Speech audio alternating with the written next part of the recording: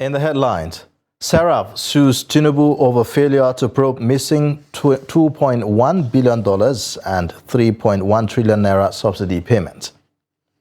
Police in Gombe recover 21 stolen cows from cattle rustling. People's Democratic Party alleged plot to arrest members-elect. On the foreign scene, dozens dead as heavy rains hit Pakistan. Hello and welcome to the news update on Trust TV. I am Ayuba Ilya. Thanks for joining.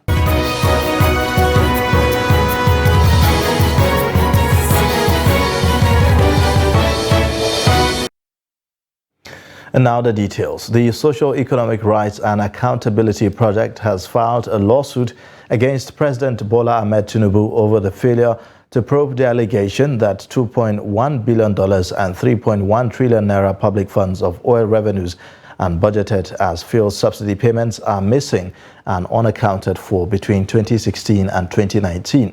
In a statement on Sunday, Serap Deputy Director Kolawole Oluwadare said that the suit followed the grim allegations documented by the Auditor General of the Federation in the 2016 and 2019 annual reports that the public funds are missing. Serap is seeking an order of mandamus to direct and compel President Tinubu to promptly probe allegations that $2.1 billion and 3.1 trillion naira public funds are missing and unaccounted for between 2016 and 2019. The Department of State Services has confirmed that Godwin Emefiele, the suspended governor of the Central Bank of Nigeria, is now in its custody for some investigative reasons. Peter Afunaya, Public Relations Officer, Department of State Services, in a statement urged the public, particularly the media, to apply utmost caution in the reportage and narratives. In the video, a white pickup truck stops an airstrip next to what appears to be a private jet. Now, so you ushering him onto what appears to be a private jet, the security agents followed closely behind. Now, the revelation comes hours after the DSS denied report that Emefiele was in its custody.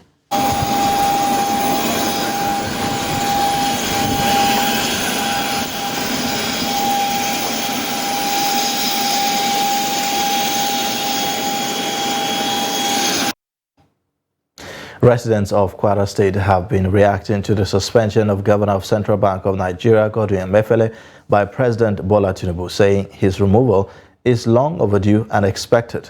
While some attribute his suspension to his Naira redesign policy, others want the president to be patient and appoint someone that will turn around the economic fortunes of the country and bring relief to the people.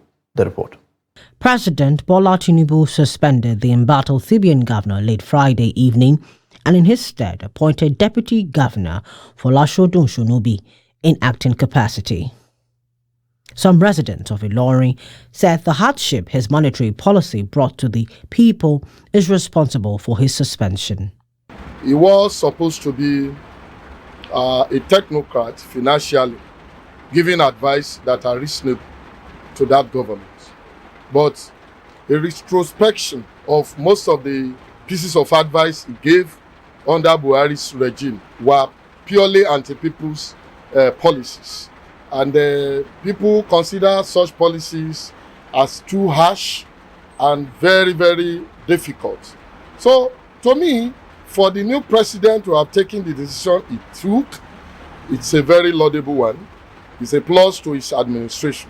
He has shown to the whole world that he meant business and that there is no room, no matter how small, no matter how minute, for people who are going to serve in his government and will be shunning out anti-people's policies. They advised President Tinubu to appoint a new governor that will implement favorable monetary policies that will revamp the economy. Here is a man who came in 2014. And the total figure of money in circulation at the time was $1.5 billion. And gradually, as at the last count, maybe last year or thereabout, it has jumped to $3.23 billion in circulation. And sat still, almost 3/4 of this figure were outside the banking system. So one begins to wonder, what is this man doing there that things are happening? And here is a man who has some allegations that DSS, Director of Security, had against him. That one, he was alleged to have been funding terrorism in this country. Here is a man who, as a public officer, without resignation, attempted to run for presidency. And one of the things DSS, we were told, had against him was that he raised funds for his campaign, running into huge amount of money in his capacity as CBN governor. Lawyers argue that the president can only suspend the CBN governor because removing him from office requires 2/3 support of the Senate. In a similar vein, Lagos residents have asked the Department of Security Services to do a thorough investigation on the stewardship of the suspended governor of the Central Bank of Nigeria, Godwin Emefiele. His suspension has been generating reactions from a cross-section of the people in the state. The report. The recent suspension of the CBN governor is believed to be a prelude to an investigation and upcoming reforms in the financial sector of the country. Some residents of Lagos have expressed their lack of surprise, citing adverse effects of the governor's policy on the general population. This is a political issue that caused his suspension.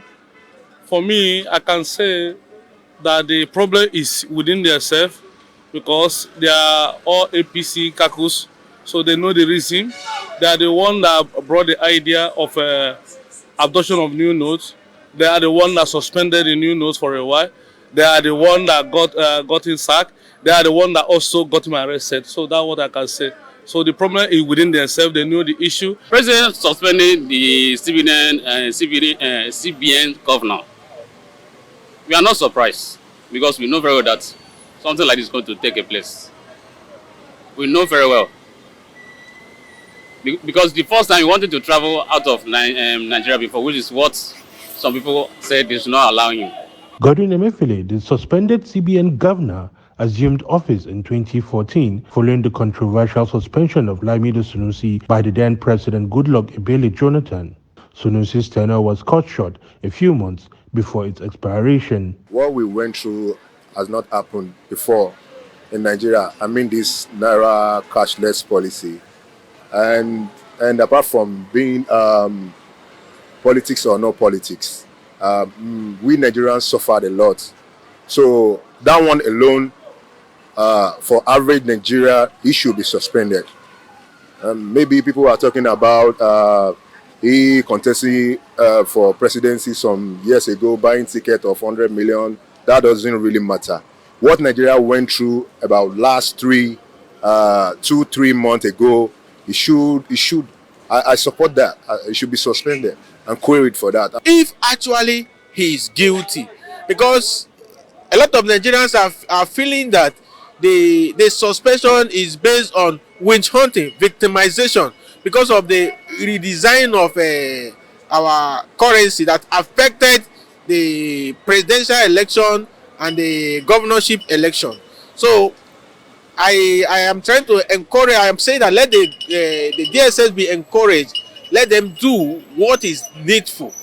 Let them carry out their proper investigation. They should not be biased. They should be neutral to find out if actually he is guilty.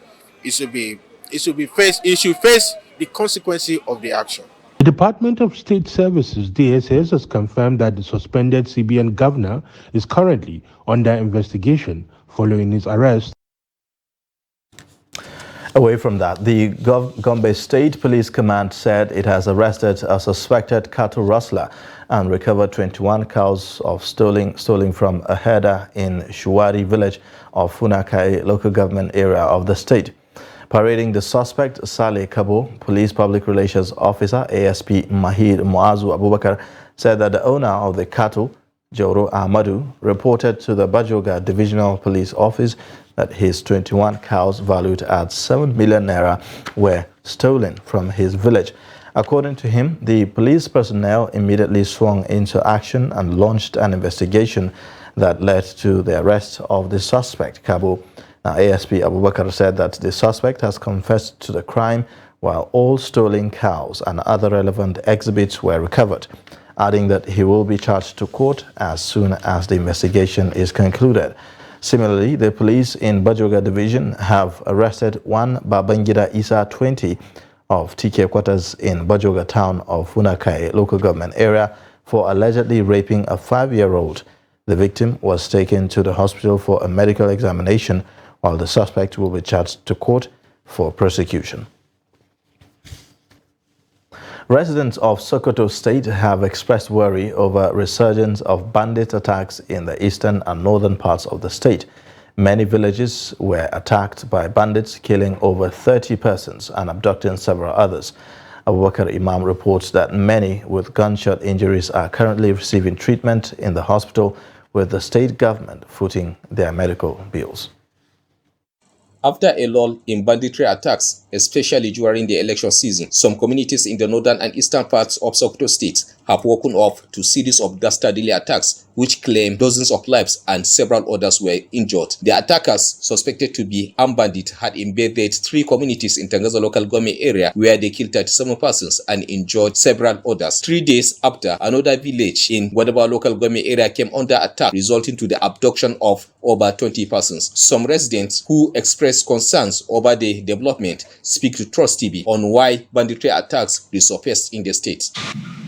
Not so much was being had, especially regarding attacks by these terrorists in villages. And these people don't sit down. As terrorists, they are being trained to monitor when or to know when they should strike, especially where there is they know that the presence of the security agencies is absent. So I think by and large, the issues is that there was some kind of cold sheet, having not recorded for some time incidences of attacks on communities.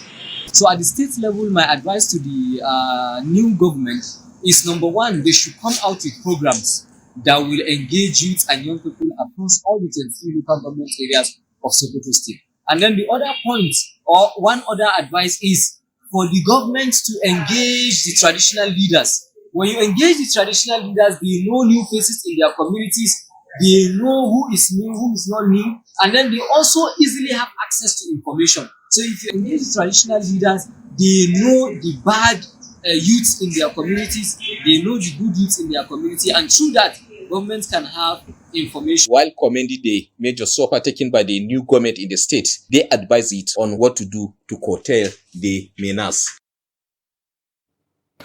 The People's Democratic Party has raised an alarm over an alleged plot to arrest members-elect committed to the independence of the legislature in the ongoing jostling for 10th National Assembly leadership. Addressing a press conference at the party's headquarters on Saturday, National Publicity Secretary of the party, Debo Ologunagba, said that the provisions of the standing order of both chambers of the National Assembly emphasized the need for the legislators to elect their leadership among themselves on the floor. He also stated that the independence of the legislature was a critical ingredient of constitutional democracy, adding that the independence of the legislature and principle of separation of power were sacrosanct in a democracy.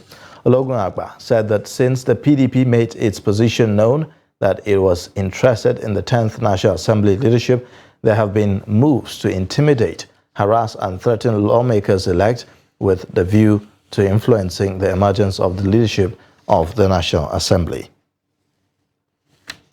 Governor Caleb Mutfwang of Plateau State has sworn in interim transition committee chairpersons for 17 local government areas at the Government House in Jos. The governor, represented by his deputy Josephine Pio, during the ceremony said that the exercise was necessary to ensure that no vacuum existed in his administration. Ado Musa completes the story. The swearing in the caretaker chairman came after Governor Mutfwang suspended the elected chairman of the local government councils 3 days after his assumption of office, following the recommendation of the Plateau House of Assembly. According to the governor, The suspension followed their alleged inability to produce documents related to financial transactions in the various local governments. While administering the oath of office, the deputy governor says the suspension of the chairman became necessary to give way for investigation, adding that in order not to allow vacuum at the local government councils, the government has to appoint the interim chairpersons. This was based on the inability of the chairman to produce certain documents that had to do with financial transactions at their local government councils. The governor also directed the new chairman to cooperate with the State House of Assembly in providing all documents needed for investigation of the alleged misappropriation by the suspended chairman. To give way to efficient and proper investigation, it has become imperative to suspend not only the executive structure of the local government council, but also the legislative structure. The suspended chairman has soon after their suspension insisted that the governor has no right to suspend them, adding that they are still the chairman of their respective local government areas. Ado Musa, Trust TV News, Jos. You're watching the news update on Trust TV. Coming up shortly, we'll take a look at how electricity disconnection unsettles students. Details and more after the break.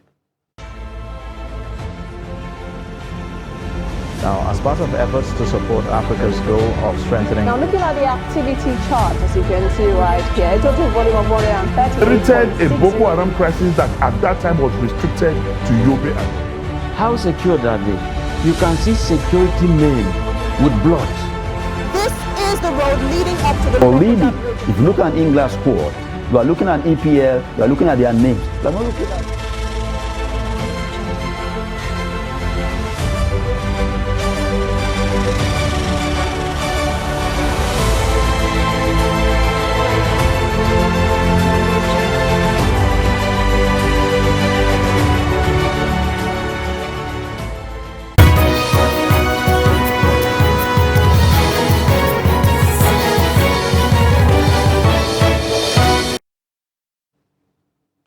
Welcome back. You're watching the news update on Trust TV. A look at the top stories again. Serap sues Tinubu over failure to probe missing $2.1 billion, 3.1 trillion naira subsidy payments. Police in Gombe recover 21 stolen cows from cattle rustler. Students of University of Maiduguri are having a hard time coping with rigors of academic activities following the disconnection by the electricity distribution company. The 3 weeks blackout made students to rely on streetlights to study and other alternatives to charge their mobile phones and other devices. Beatrice Kuruti reports. A viral memo going round on campus giving a full detail of the disconnection explained that a power bill of over 48 million naira charged by the electricity distribution company must be paid before a reconnection, despite the institution advance payment to avoid total blackout. The power blackout, which prolonged for 3 weeks, has created hardship for students in terms of carrying out academic activities. Now, a lot of us read through their phones, laptops, and other accessories you may think of. No electricity in the hostel.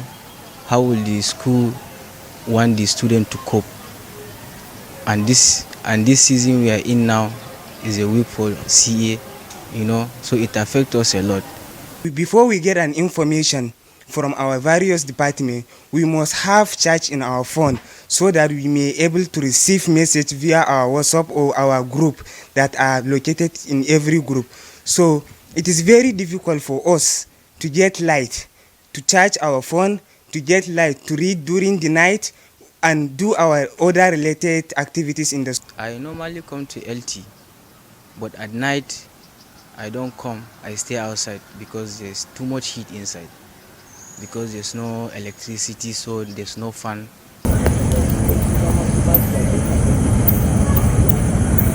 Most of the students now rely on street lights to study.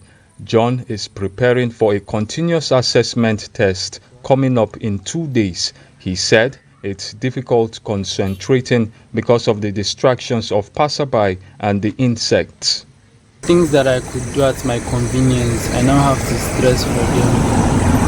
Whereby reading at lecture halls or reading at home at my convenience with things nearer to me, I would have to leave my home now or check down to our lecture halls just to get a place that has light.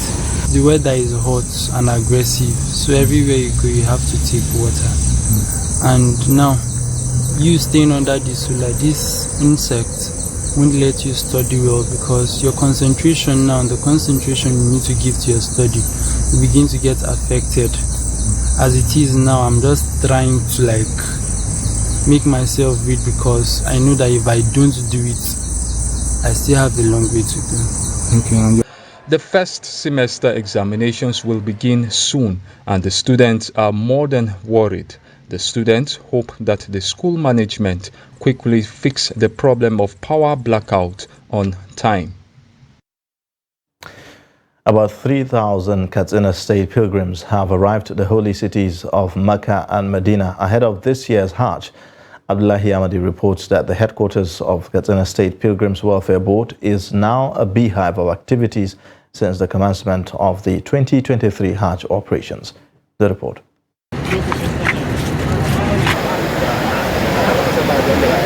At the moment, the sixth flight of intended pilgrims from Katsina State is expected this Saturday evening. The remaining 2,000 intended pilgrims from the state are to be airlifted before the 15th of this month. We had some few days without airlift because of this issue of visa. But as at now, we are able to overcome this visa problem, inshallah. So, as usual, we normally request the pilgrims to be patient and follow all due procedures. They should follow the rules and regulations both here in Nigeria and in the Saudi Arabian authorities, so that they can always be conducting themselves according to the provisions of the law. Delay in distribution of basic traveling allowance to the intended pilgrims by banks is, however, a challenge. Like our own yellow cards and maybe the collections of BTA, the distribution used to take time. Yeah. That's why as soon as we are done with the passport, after scanning the passport, then the next step is distribution of BTA. So we used to call the bank's officials to come for that distribution because this distribution is taking time. Like you are seeing now, the whole pilgrims are here. We are waiting for the BTA.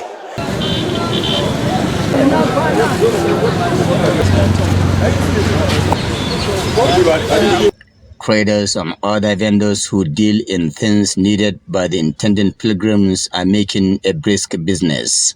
Most of the intended pilgrims interviewed commended the resilience and commitment of the officials of the Katsina State Pilgrims Welfare Board in ensuring age-free 2023 Hajj operations.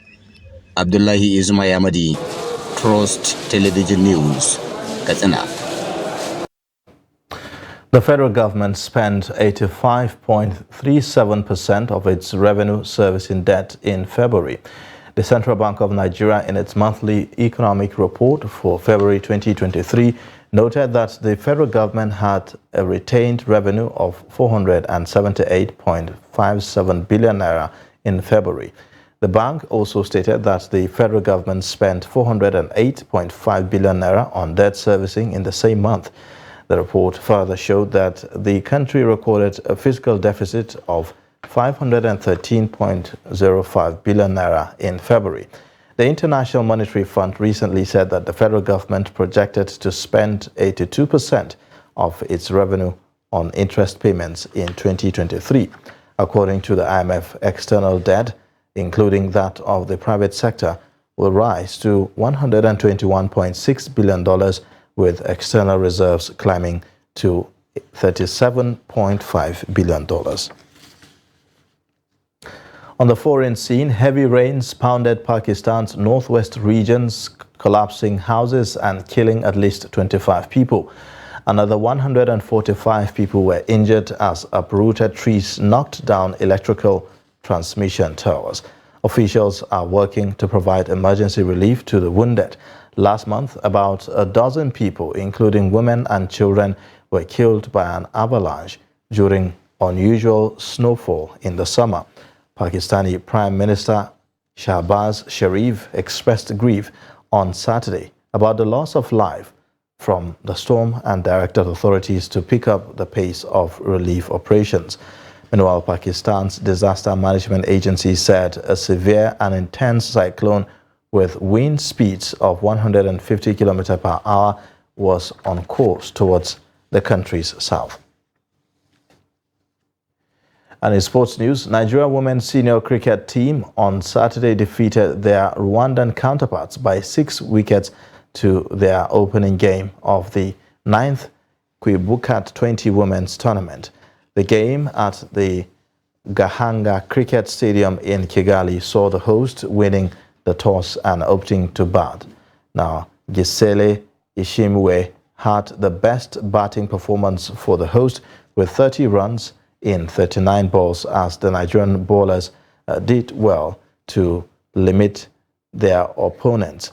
Nigeria's Adeshola Adekunle and Oyesande Omokobia were responsible for 2 and 1 wickets respectively as they helped to restrict Rwanda to 87-7 in 20 overs. Now, Uganda is the other team at the tournament, which is expected to end on Friday. And that's it for the news update. You can watch more via all our social media platforms and also on our YouTube live stream. I am Ayuba Ila. Thanks for watching. Bye for now.